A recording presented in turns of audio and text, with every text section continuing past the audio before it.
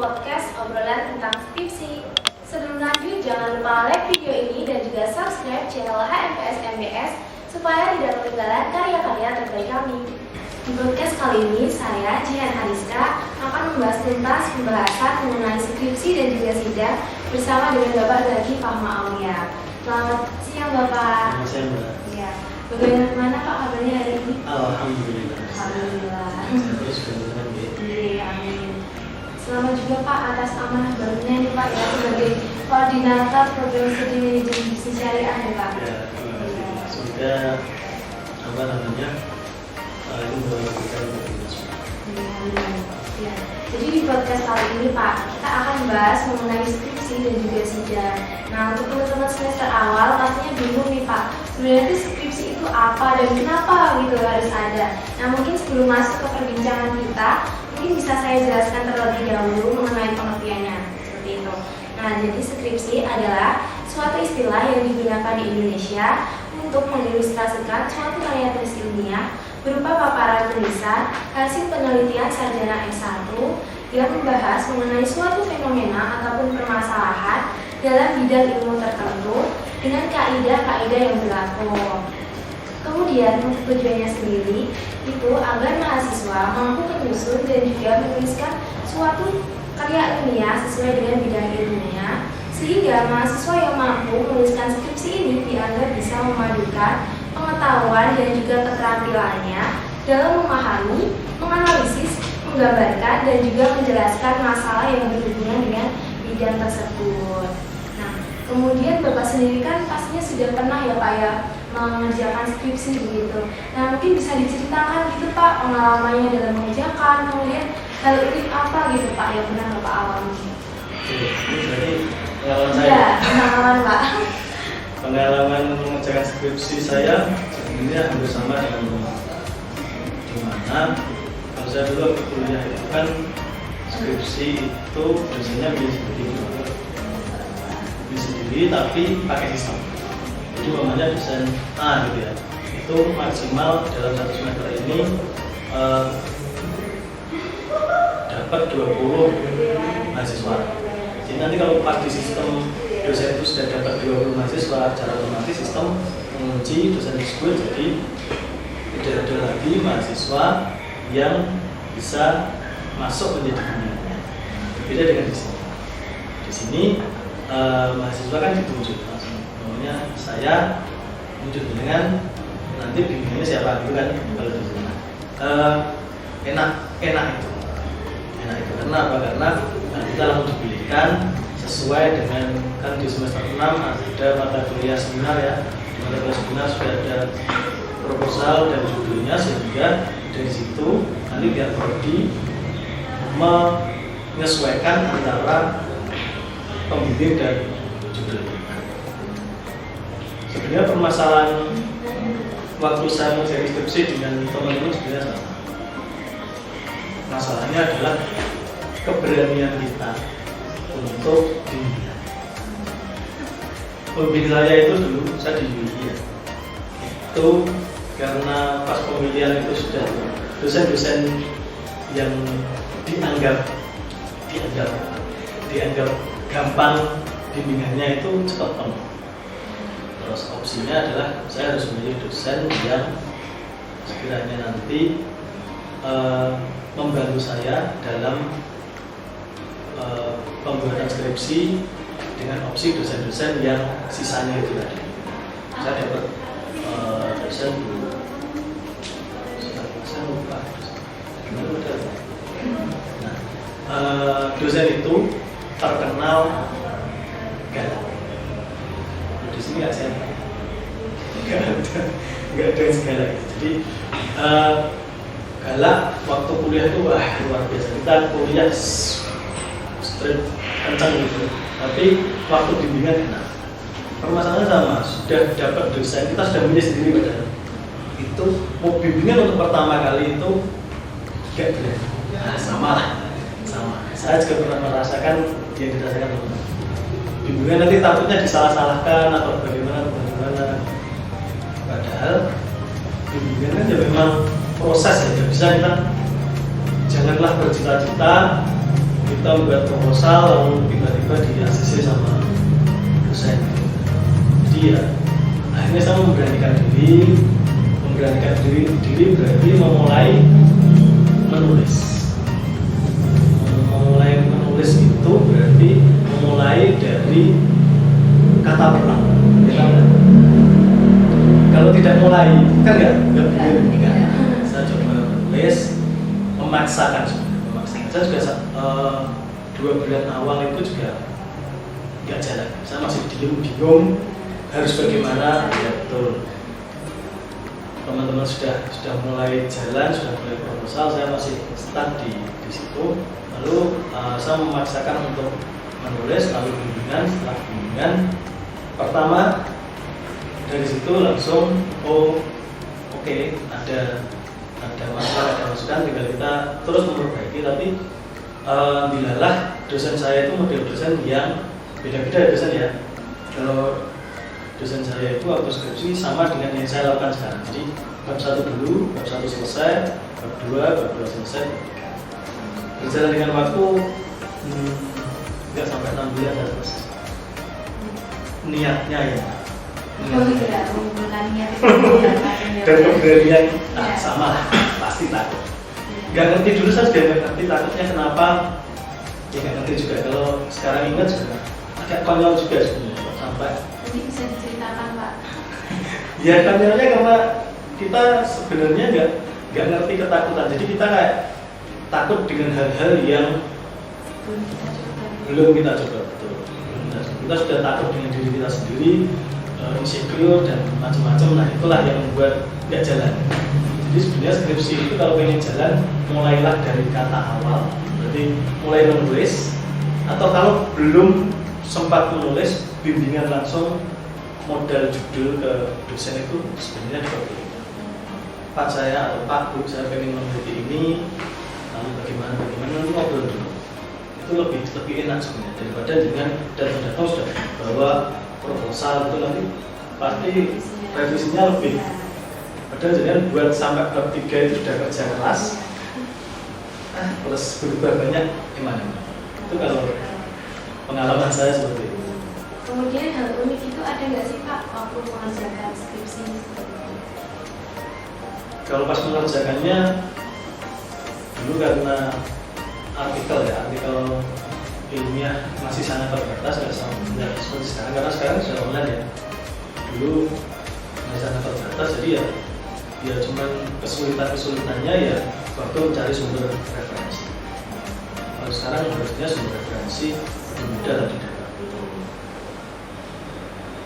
Bapak sendiri kan sebagai seorang dosen ya Pak ya, pastinya sudah sangat tepat gitu dengan dunia skripsi. Mulai dari awal ketika mahasiswa mengerjakan, kemudian menguji, dan juga membimbing skripsi mahasiswa sendiri.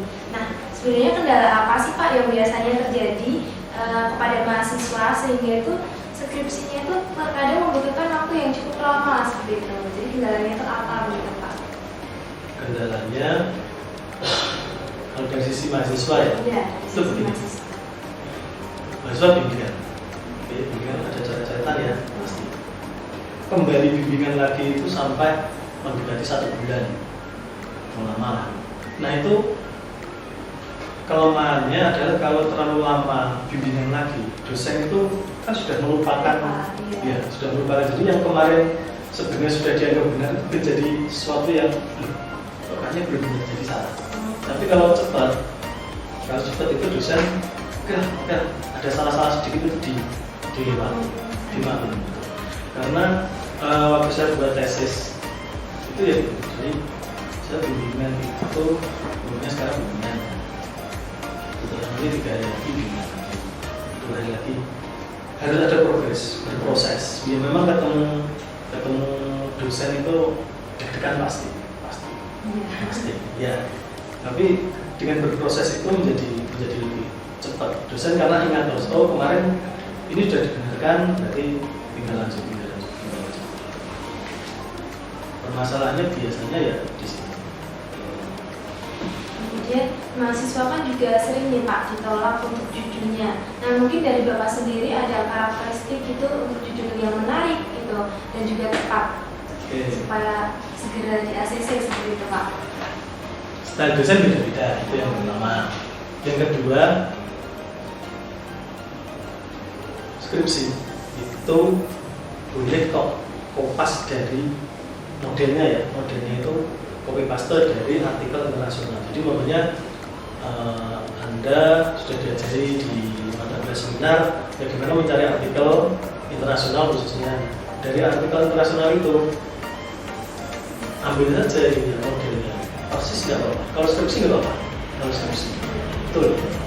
Jadi skripsi dengan jangan berpikir nanti membuat model sendiri, nggak usah. Jadi dengan cari artikel 5 tahun terakhir paling enak.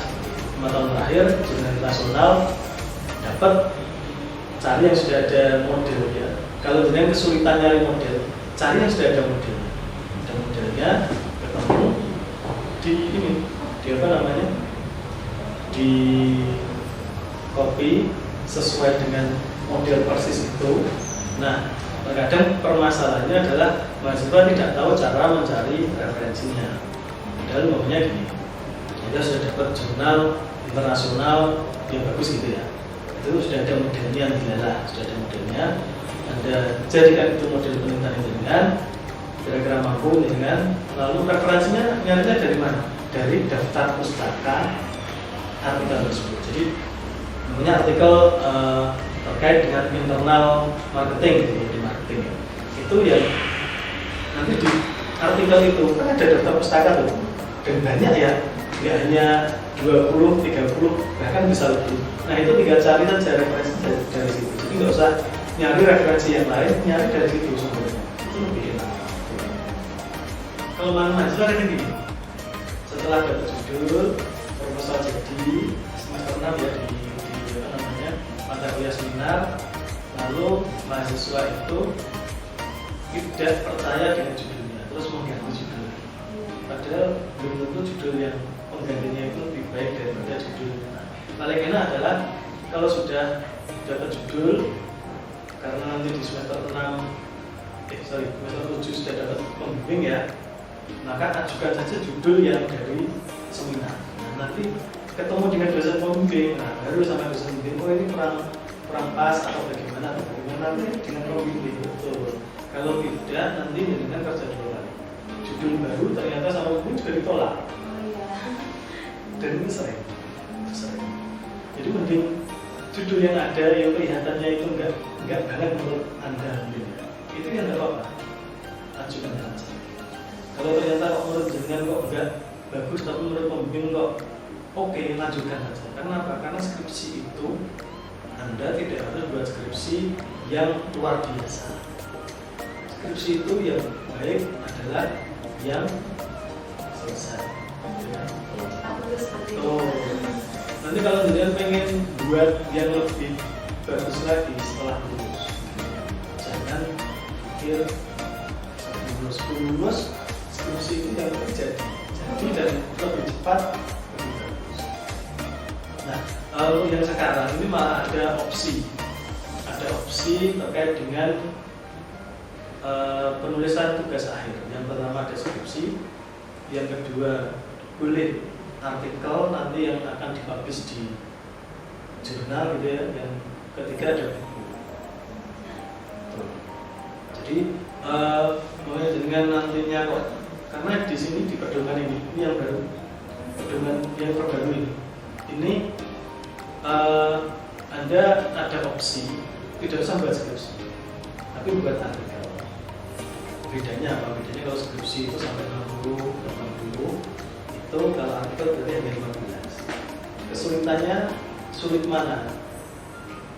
Kalau nggak dilaksanakan sama-sama sulit. Tapi lebih sulit yang 15 yang meringkas satu penelitian menjadi hanya 15 halaman itu lebih susah, karena nanti di bawah di kajian kita pasti harus lebih padat dan apa ya namanya referensinya lebih banyak. Dan kalau untuk yang artikel itu nanti dipublishnya minimal terindeks moral itu indexing punya kemenangan. Opsinya seperti itu. Yang selanjutnya ada buku, jadi ada skripsi, ada artikel ilmiah, ada itu dengan harus buku dan harus di ISBN kan. Tapi temanya itu bebas ya Pak ya? Temanya bebas.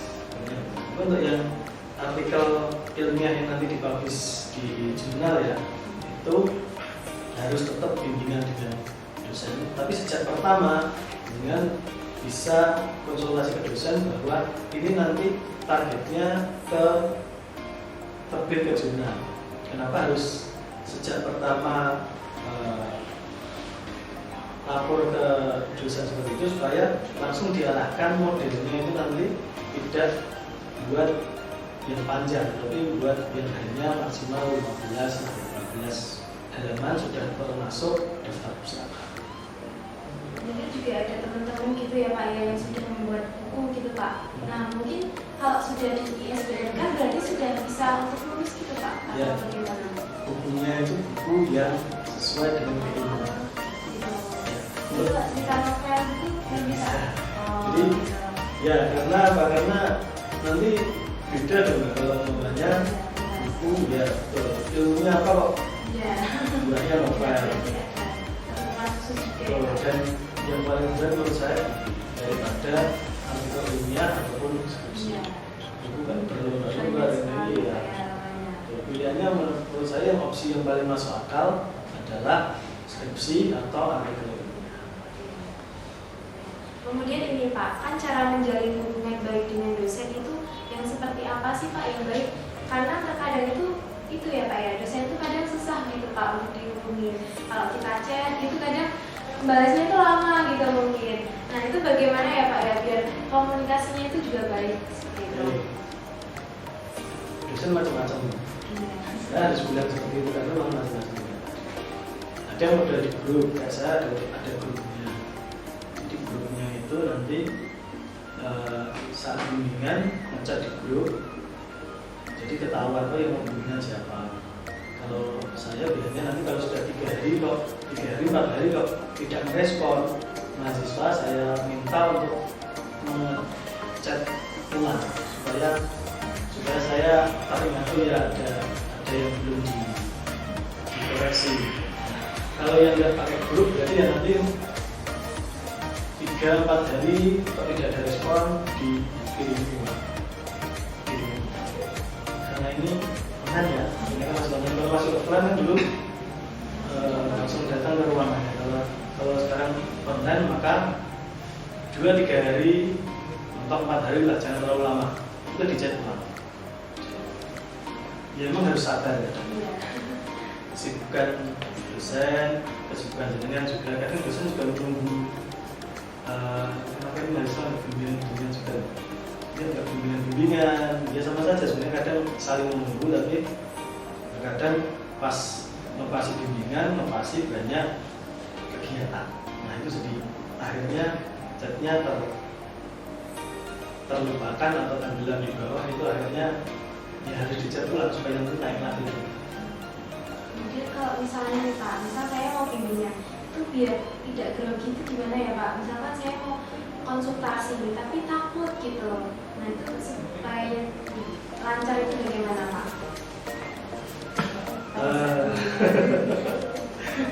Jadi enak juga ngobrolnya, kalau misalnya ada pertanyaan itu juga bisa langsung disampaikan seperti itu Pak. Kalau paling gampang itu menyiapkan yang nanti mau ditanyakan. Soalnya ada yang belum ngerti bagaimana dicatat. Hanya dicatat itu nanti pas ngobrol dengan dosen bisa ingat kan gitu ya. Yang kedua sarapan dulu biar kadang kalau belum makan itu stres nanti tambah berat. Jadi ya, tapi sebenarnya waktu sudah ketemu itu ya biasa sebenarnya. Cuman ya awal mau masuk itu ya sama lagi kita juga mau ketemu dosen ya ada rasa deg-degan sama. Tapi ya nanti kalau sudah masuk, apalagi kalau yang bimbingannya rutin gitu ya, seminggu sampai 2 kali gitu, itu lama-lama perasaan deg-degannya sudah menghilang karena sering gitu. Kalau sudah terlalu lama itu semakin aduh kayaknya. Jadi ini kita langsung langsung masuk nih Pak di bagian kepenulisan skripsi. Itu kan ada beberapa metode, ada dua ya Pak ya, secara kualitatif dan juga kuantitatif. Nah, bagaimana sih Pak memilih metode yang pas dengan skripsi yang akan kita kerjakan? Khusus metode Iya. itu paling gampang adalah membaca bukunya sekarang itu kan. Sekarang itu sudah ada translatannya ke bahasa Indonesia atau bukunya Ruski. Makanya dengan itu nanti bisa tahu nih, enaknya kita pakai yang kuantitatif atau kualitatif. Nah, permasalahan mahasiswa di sini adalah teman-teman kadang berpikir bahwa saya pengen skripsi atau tugas akhir kualitatif itu bukan karena pengen mendalami tema. Jadi skripsi itu atau tugas akhir ya, dari S1, S2, S3 itu kualitatif. Kalau kualitatif berarti harus mendalam, kecil tapi mendalam. Nah, mendalam itu berarti referensinya harus banyak banget. Beda dengan yang kuantitatif, itu referensinya tidak harus luar biasa banyak, tapi cukupan betul itu bisa. Nah, permasalahannya adalah mahasiswa terkadang memilih skripsi atau tugas akhir kualitatif itu bukan karena pengen mendalam. Kira-kira Karena harus disiplin ya Pak ya, bisa dinalar, bisa menghitung seperti itu. nah itu permasalahannya, saya tidak bisa hitungnya, Itu juga ya Pak ya. pakai SPSS-nya, pakai pokoknya atau pakai Fuse ini saya nggak bisa nih, atau pakai SEM saya nggak bisa caranya. Padahal kenyataannya adalah Anda belajar SPSS, ilmu alatnya itu, toolsnya itu, dengan Anda mendalami untuk menjadi kualitatif itu lebih berat menjadi kualitatif. Jadi lebih mudah kuantitatif, lebih mudah mempelajari toolsnya daripada mendalami tema yang luar biasa. Jadi kadang saya nemu skripsi yang memaksakan kualitatif itu ya seperti laporan PPL, jadi nggak ada isinya. Bisa juga kontennya bagus, terus mempresentasikannya itu seperti nggak siap, itu juga akan mempengaruhi. Jadi intinya adalah di konten dan kesiapan mahasiswa. Karena dosen itu nggak tahu sebenarnya, oh ini mahasiswa buat sendiri, oh ini ada yang bantu. Khusus mau yang bantu bagian perhitungan di SPSS atau di IBUS itu nggak masalah, yang penting mahasiswa tahu angka ini muncul itu dari mana, lalu cara bacanya seperti apa. Untuk pembahasan skripsi ini sudah selesai Pak, kemudian kita bisa berlanjut ke pembahasan sidang. Nah, sidang sendiri itu kan menjadi momok yang menakutkan gitu ya Pak ya bagi mahasiswa sendiri. Nah, dari Bapak kan diuji oleh beberapa dosen dan juga ujiannya itu juga secara lisan gitu Pak. Oke. Kalau bingung, semua pasti bingung ya. Kalau bingung, mendingan minta jeda ke penguji. Ntar saya tarik nafas dulu atau bagaimana? Itu diperbolehkan ya Pak? Ya diperbolehkan, tapi tarik nafasnya jangan terus sampai 5 menit sebelum. Paling nggak menata nafas supaya nggak blank lagi. Soalnya kalau sudah blank itu semakin nggak pengennya kita pertanyaan langsung dijawab, jangan. Jadi pertanyaan langsung oke. Tarik nafas 1-2 kali tarikan baru jawab. Itu untuk menyiapkan mental kita untuk menjawab. Kalau kecepatan jawabnya begini itu nanti jadi nggak sempurna. Dan itu muter ya. Iya, Malah jadi bahasanya bingung. cuma itu gitu ya Pak ya? Iya. Ya itu. Iya. Untuk pertanyaan saat sidang itu apakah ada karakteristik gitu Pak? Misalkan pertanyaan itu dibuat sulit seperti itu supaya mahasiswa itu mungkin nanti menjebak gitu untuk mahasiswa itu, apakah ada seperti itu sih Pak? Pertanyaannya di sidang. Nah, dosen namanya dosen menguji kan ya. Berarti kan harus menguji nih. Nah, itu sebenarnya bukan mempersulit, hanya menanyakan ngerti enggak, itu aja sebenarnya. Kadang itu mahasiswa hanya dites sebenarnya ini ngerti enggak sih dengan skripsinya, bukan karena sulitnya. Kalau sulit itu berarti mungkin mahasiswanya yang grogi atau yang kedua nggak ngerti skripsinya. Jadi menjawabnya beberapa kali sudah kelihatan oke, itu dosen oke lah, ini nanti selanjutnya gampang. Tapi kalau awal sudah bingung gitu, kelihatan bingung itu nanti semakin gampangnya dikerjain dosen. Jadi sesuatu kadang jawabnya benar. Sudah benar itu dosennya melakukan masa sih gitu. Itu nanti mahasiswa kan bingung, jadi nggak yakin. Nah, itu kan kalau sudah yakin, jawabnya masa sih? Iya Pak. Oke, lanjut. Itu bukan sulit, tapi memang tugasnya kan memang menguji, harus diuji. Terkait kasus joki nih Pak, mungkin Bapak pernah tidak sih Pak menemui kasus ini, dan ini Pak, jasa itu tuh sebenarnya tuh kan ini mahasiswa jadi tidak menguasai dari penelitian itu. Nah, mungkin ada tidak sih Pak pengalaman Bapak terkait kasus joki apa? Joki skripsi ini. Skripsi di bagian mananya? Jadi mahasiswa itu meminjam memakai jasa joki itu, sehingga penelitiannya itu mereka tuh kurang menguasai gitu Pak. Jadi di sidang itu nanti bingung menjawabnya. Nah, itu seperti apa Pak? Kalau joki jangan. Maksimal itu adalah kuesioner kita, karena kita nggak punya toolsnya, nggak menguasai toolsnya, kita minta tolong teman atau siapa untuk mengolahkan. Kalau joki itu dosennya kita tahunya itu gini, mahasiswa dari awal nggak ngerti, itu mikirnya langsung ini berarti kemungkinan dibuat. Kadang sampai ditanya, dibuatkan siapa? Tidak, karena gampangnya sejelek apapun skripsi ya itu kalau mahasiswa buat sendiri itu ngerti. Oke, meskipun tulisannya nggak karuan ya, itu dosen tahu bahwa dia sudah mencoba untuk membuat sendiri. Jadi kalian dicoba pasti kelihatan, dan jangan coba-coba, kelihatan serius nggak menguasai itu pasti. Karena apa? Karena berpikir bahwa ini sudah dijokikan, kontennya pasti bagus. Kontennya bagus, kok kemampuan mahasiswanya kok nggak sama dengan kontennya, pasti kelihatan.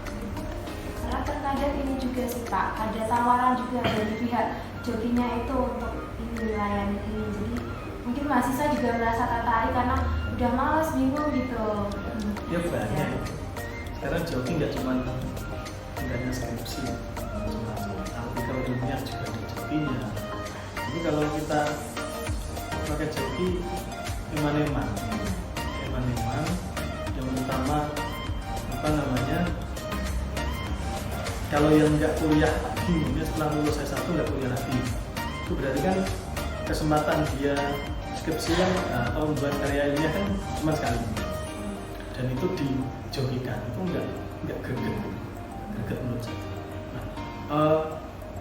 Tawaran-tawaran seperti itu banyak, dan kalau mau ya monggo, cuman resikonya di situ karena resikonya itu bisa tidak lulus, bisa dicabut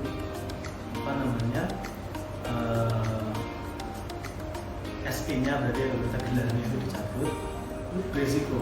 Mending buat skripsi yang buat sendiri meskipun jelek. Karena pengalaman saya pernah nguji skripsi itu yang diuji hanya 1 hari, 3 bisa. Kita tahu mahasiswa ini kemampuannya seperti itu, ya kita ujiannya ya santai ya dah. Yang penting kelihatan ini membuat sendiri, dari tulisannya juga udah bagus banget. Kalau bikin jelek kan gak enak. nggak bagus-bagus banget, terus mahasiswanya juga oh ya oke lah. Jadi dosen yang memahami, yang penting apa, yang penting jujurnya ini dia mau buat sendiri meskipun jelek, hasilnya gimana, yang kita uji hanya 1 halaman sebelum unek itu toh 3 dosen ya sambil ketawa-ketawa, lulus nggak? Ya lulus, karena apa? Karena buat sendiri. Jadi belum tentu skripsi yang bagus itu kalau apalagi pakai joki ya kelihatan bagus, orangnya nggak siap pasti nggak lulus. Nggak lulus biasa loh ya. Biasa. Karena ini juga sih Pak, banyak nih Pak berita-berita di internet itu ini skripsi itu dikatakan sampah gitu, malah dibuang gitu Pak. Jadi mungkin merasa kurang dihargai gitu, jadi langsung memakai jasa itu gitu. Memakai jasanya dengan skripsi yang hatinya dibuang itu hal yang berbeda ya. Jadi kalau membuatnya itu kan berarti proses pendalaman ilmu. Saya nggak ngerti juga kenapa itu dibuang, mungkin karena terlalu penuh ya. Kalau dibagi kan sekarang sudah dibuat ini ya, dibuat soft copy ya. Karena terlalu banyak memenuhi, tapi itu juga bukan sesuatu yang benar. Cuman bukan skripsinya bagus. Cuman apakah gara-gara itu terus pakai jasa joki juga itu juga lebih tidak benar juga. Mungkin proses pembuatannya dan juga belajar seperti ya Pak ya. Karena skripsi itu bukan terkait hanya soal keilmuan. Jadi dosen itu nanti membimbing jenengan itu nanti dapat ilmunya itu bukan sekedar ilmu yang di skripsinya ya, tapi tentang mental. Kan kalau nggak merasakan skripsi itu jenengan nggak bakal grogi ketemu dosen harus bagaimana, ketemu dosen yang seperti ini maka harus triknya seperti apa gitu.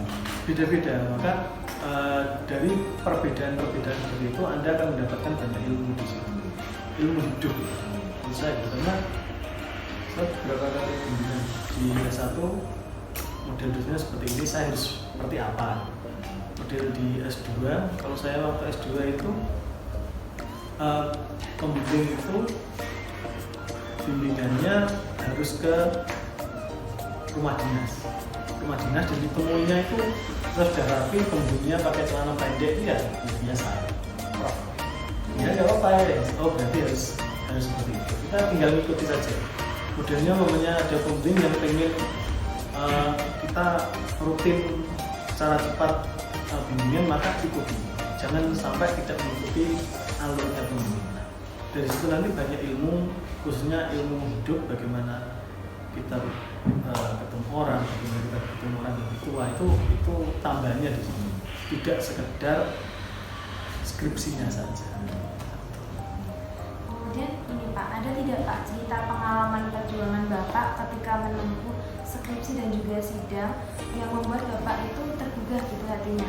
Mungkin dari perjuangan itu bisa memotivasi teman-teman yang menonton video ini. Mungkin pengalamannya itu bisa dari Bapak sendiri ataupun dari teman-teman seperjuangan Bapak gitu ketika menempuh skripsi Bapak dan juga sidang. Sidang itu kalau saya yang paling ingat itu sidang saat S1. Enggak sekarang ya, yang dikabari, oh ini geser hari gitu. Kita sudah nunggu dari pagi sampai siang, sudah siap tuh, sudah pakai topi hitam ya biasanya, tapi nggak pakai jas kalau saya dulu. Jas lalu ternyata pengujinya itu di luar kota. Pengujinya sudah mengabari adminnya mengabari saya tapi nggak sampai karena pakai SMS nggak sampai. Sudah setengah hari itu saya deg-degan dan ya jadi ujian ditunda besok ya Allah ya sabar, oke. Besok akhirnya memang jadi. Cuman yang lucu lagi kalau besok pas hari ujiannya gantian dosennya yang nggak tahu kalau saya ujian. Jadi pas saya masuk ke ruang sidangnya dulu di ruang dosen. Bukan kalau di sini kan di ruang tertentu ya. Kalau itu di ruang dosen itu biasanya malah tanya ke saya, ujian apa mas? Skripsinya mana? Malah belum baca. Ya enaknya di situ nggak kebaca kan berarti kita bisa lebih eksplornya lebih cepat ya, karena dosen nggak siap. Tapi yang berat adalah hal yang satunya itu, dimana saya sudah menyiapkan semuanya. Itu kalau pengalaman saya. Kalau untuk yang pengambilan sampel sama harus sekarang bisa pakai Google Form ya, itu harus datang jadi dia lama, tapi ya proses gitu ya Pak ya. Oh, kalau yang lucu ini S2. Di S2 itu saya waktu nyebar kuesioner itu kan saya penelitiannya di BMT seluruh kota Semarang. Itu waktu saya mau kayaknya sama lah, mungkin kasihnya sama. Jadi saya ketemu responden itu mau saya kasih kuesioner itu takut karena sudah sepuh gitu, dikira saya orang bank atau bagaimana. Jadi lamanya di situ, akhirnya dibantu oleh pihak BMT bahwa nanti dipilih. Pokoknya, oh itu mas yang dikasih, oh iya, oh itu mas yang dikasih, itu jangan. Ya, jadi cerita. Iya, pengalaman juga ya Pak. Kemudian ini Pak, kita juga menyebar question box terkait sidang sendiri. Ini ada Pak Uli Pak yang bertanya mengenai pelaksanaan sidang apabila belum di ACC, apakah harus mengulang kembali dari pembuatan skripsi atau hanya mengulang dari sidangnya saja Pak? Jadi kan sudah sidang, tapi pas sidang itu skripsinya itu tidak di ACC Pak. Di ACC sama? Dosen ini pengujian. Gitu. Nah itu apakah harus mengulang dari skripsi lagi atau dari sidangnya saja Pak? Jadi kalau sudah di ACC kan dianggap tidak lulus ya. Iya. Dianggap tidak lulus itu berarti memperbaiki skripsinya bukan dari awal. Jadi dosen pengujinya menganggap bahwa skripsi ini belum layak untuk disidangkan.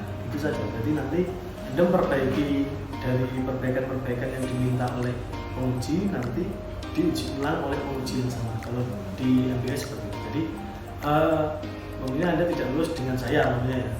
Itu nanti jangan bersantai-santai lah, nanti paling pengujinya ganti enggak, nanti pengujinya sama, jadi sama. Jadi tidak usah mulai dari depan, tapi yang kemarin yang diperbaiki apa saja itu nanti diberikan kembali daftar kembali. Kemudian yang kedua, ini ada Pak Mawar Pak. Untuk sidang tahun ini apakah dilaksanakan secara online atau offline Pak? Sementara online, sambil menunggu keputusan ini ya, keputusan apa namanya pemerintah juga, karena kita harus ikut pemerintah. Kalau yang untuk yang Februari ini masih online. Sebenarnya kalau online sama offline enak mana? Kurang tahu sih Pak, mungkin lebih enak online mungkin ya Pak ya. Kalau menurut saya lebih enak online karena mahasiswa tidak ketemu tatap muka langsung gitu ya. Tapi di sisi lain ya terkadang online itu kalau tidak persiapan sinyal, nah terkendala sinyal itu jadi kurang. Nggak fokus ya Pak ya. Mungkin sebelum kita akhiri nih Pak, mungkin ada motivasi ataupun pesan dari Pak Zaki kepada mahasiswa yang sedang menjalankan skripsi maupun yang akan melaksanakan sidang, ataupun mungkin bisa dari tambahan-tambahan bisa Pak yang belum kita bahas seperti itu.